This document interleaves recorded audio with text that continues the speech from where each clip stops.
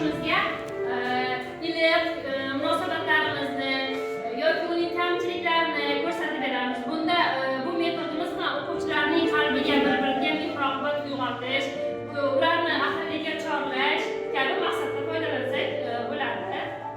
Hop, Azizbekga ta'rif beramiz.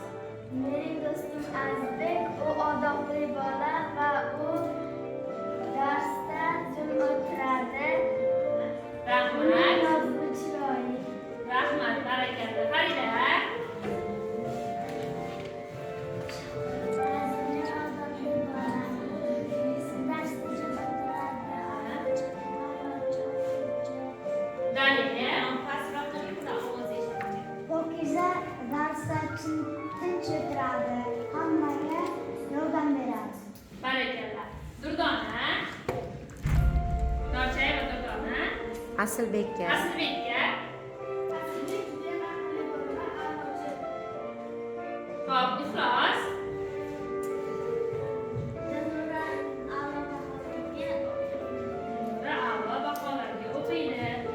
Hop, Anvar. Shahroza juda odobli va aqlli.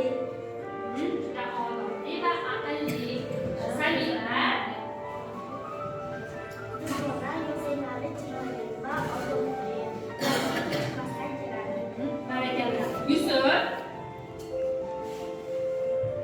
Shahlo odobli qiz. U darslarda faol qatnashadi. Barakalla. Xadicha.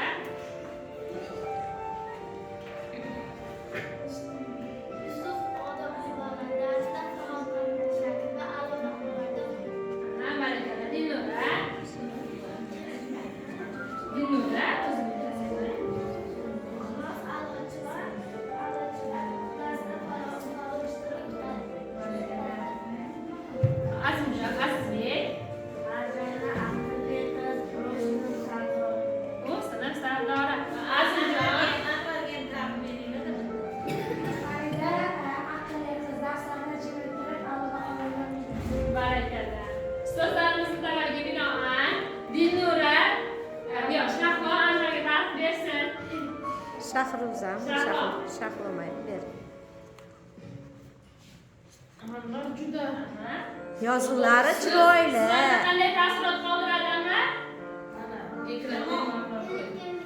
Masalan, menda Anvar o'quvchim juda yaxshi taassurot qoldiradi, chunki boshqa fanlarni bilmadim, aynan meni fanlarimda juda yaxshi. Ayniqsa matematika fanida hammadan ilg'or. Tarkibiga kelsak, uni to'g'rilab olamiz.